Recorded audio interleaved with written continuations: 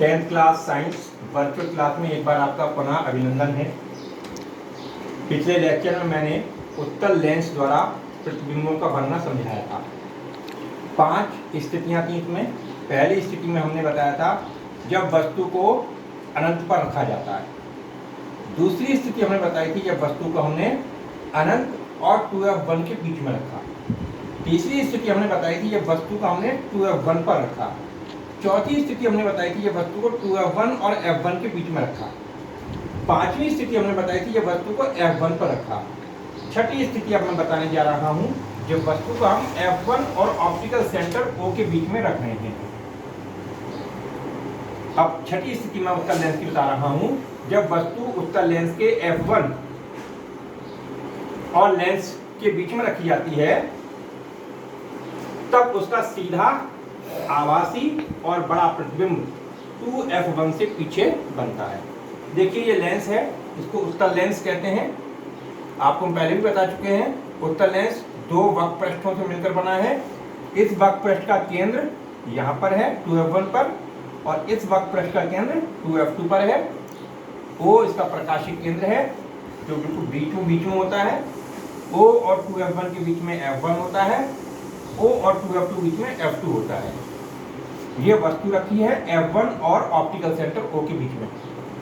f1 में जब इस वस्तु से जो प्रकाश किरण मुख्य अक्ष के समांतर जा रही है अपवर्तन के बाद f2 से होकर जाएगी जैसा कि नियम है। जो प्रकाश किरण प्रकाशिक केंद्र से होकर जाती है वो बिना अपवर्तित हुए सीधे ही चली जाती है। हम देखते हैं कि प्रकाश किरणें जब आगे बढ़ाई जाएंगी तो दूरियां इनकी बढ़ रही हैं बजाय घटने के। क्योंकि दूरियां बढ़ रही हैं इसलिए इनके मिलने की कहीं कोई संभावना नहीं है। जब हम इनको पीछे को बढ़ाते हैं तो देखते हैं दूरियां घट रही हैं और धीरे धीरे बढ़ाते चले जाते हैं तो देखते हैं कहीं पर जाकर ये मिलती हुई महसूस होती है। क्योंकि महसूस हो रही हैं, आभास हो रही हैं, इसलिए यहाँ आभासी प्रतिबिंब बन रहा है। हमने आपको बिल्कुल शुरू में बताया था लेंसों में या दर्पणों में परावर्तन या अपवर्तन के बाद 2 या 2 से अधिक प्रकाश किरणें जिस बिंदु पर वास्तव में मिलती हैं वहां पर वास्तविक प्रतिबिंब बनता है और जहां मिलती हुई महसूस होती हैं वहां पर आभासी प्रतिबिंब बनता है। तो देखिए यहाँ मिलती हुई महसूस हो रही हैं इसलिए यहाँ सीधा बड़ा आभासी प्रतिबिंब बन रहा है। उत्तल लेंस की इस खास बात को प्रयोग में लाते हैं घड़ी साज। उत्तल लेंस की इस खास बात को प्रयोग में लाते हैं वो लोग जिनकी आंखें बहुत कमजोर हो जाती हैं, जिन्हें पढ़ने का शौक है, पढ़ नहीं पाते, तो रीडिंग लेंस के रूप में इसका इस्तेमाल करते हैं। जब किसी वस्तु को प्रथम फोकस और ऑप्टिकल सेंटर के बीच में रखते हैं तो उसका बड़ा सीधा आभासी प्रतिबिंब बनता है जो बहुत कम नज़र वाले लोग भी देख लेते हैं। तो ये बहुत ही अच्छी स्थिति है, इसमें वस्तु का सीधा बड़ा और आभासी प्रतिबिंब बनता है। अब हम आपको अवतल लेंस के बारे में बताएंगे। अवतल लेंस भी 2 वक्रपृष्ठों से मिलकर बना हुआ समांगी माध्यम होता है।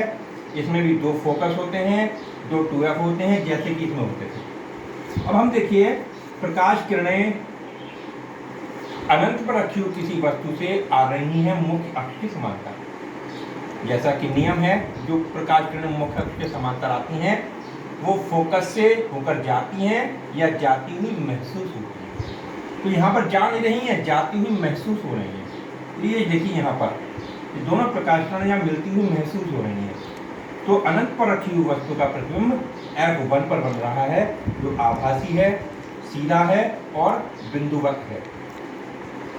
दूसरी स्थिति देखिए जब वस्तु को हमने 2f1 और f1 के बीच में रखा है तब एक प्रकाश किरण मुख्य अक्ष के समांतर जा रही है, f1 से आती हुई महसूस हो रही है। जो प्रकाश किरण प्रकाशिक केंद्र से होकर जा रही है वो बिना अपवर्तित हुए सीधे चली जाती है, ऐसा नियम है। जो प्रकाश किरण प्रकाशिक केंद्र से जाएगी वो बिना अपवर्तित हुए सीधी चली जाएगी। ये दोनों प्रकाश किरणें इस बिंदु पर मिलती हुई महसूस हो रही हैं, वास्तव में नहीं मिलती हुई महसूस हो रही हैं। तो यहाँ सीधा छोटा आभासी प्रतिबिंब लेंस और f1 के बीच में बन रहा है। इसमें 2 ही स्थितियाँ हमें पढ़नी है, इससे आगे हमें नहीं पढ़ना। फिर आप देखिए जैसे मैंने दर्पण सूत्र बताया था आपको 1/f बराबर 1/v प्लस 1/u। इसी तरह से लेंस सूत्र भी हमें पढ़ना है। इसका डेरिवेशन कोर्स निकल गया है, हम केवल आपको सूत्र बता रहे हैं। इसके आधार पर न्यूमेरिकल क्वेश्चन बोर्ड एग्जाम में आ सकते हैं। 1/f equal to 1/v minus 1/u। Small F मतलब फोकस दूरी, प्रकाशिक केंद्र से F1 या F2 के बीच की दूरी। V प्रकाशिक केंद्र से प्रतिबिंब की दूरी। U प्रकाशिक केंद्र से वस्तु की दूरी। जैसे दर्पण में सारी दूरियां ध्रुव से नापी जाती थीं, इसी प्रकार से लेंस में सारी दूरियां प्रकाशिक केंद्र O से नापी जाती हैं। और एक बात याद रखिए, प्रकाश सदैव वस्तु से लेंस की ओर जाता है। जिस दिशा में प्रकाश जाता है उधर की दिशा धनात्मक होती है, इसके विपरीत ऋणात्मक होती है। मुख्य अक्ष दूरी, ऊपर की दूरियां धनात्मक लिखी जाती हैं और नीचे की दूरियां ऋणात्मक लिखी जाती हैं। सदैव u का मान माइनस में लगेंगे न्यूमेरिकल करते समय। और यदि प्रतिबिंब भी वस्तु की तरफ बन रहा है तो v भी माइनस का आएगा। यदि वस्तु की विपरीत दिशा में प्रतिबिंब बन रहा है तो v का मान प्लस में आएगा। तो ये न्यूमेरिकल करते समय बातों आपको ध्यान रखनी है। और ये भी देखा गया है, उत्तल लेंस की फोकस दूरी को धनात्मक लेते हैं और अवतल लेंस की फोकस दूरी को ऋणात्मक लेते हैं। ये न्यूमेरिकल करते समय आपको ये बातें ध्यान रखनी है। तो लेंस सूत्र है आपका 1/f बराबर 1/b माइनस 1/u। तो दर्पण और लेंस सूत्र में केवल प्लस माइनस का अंतर है। दर्पण वाले में 1/v प्लस 1/u है और लेंस वाले में 1/v माइनस 1/u है। आवर्धन जो मैंने दर्पण में बताया था, परिभाषा वही है। लेंस द्वारा अपवर्तन के उपरांत बने प्रतिबिंब की लंबाई और वस्तु की लंबाई के अनुपात को रेखीय आवर्धन कहते हैं। m बराबर I/O। वहाँ भी मैंने यही सूत्र बताया था, m बराबर I/O।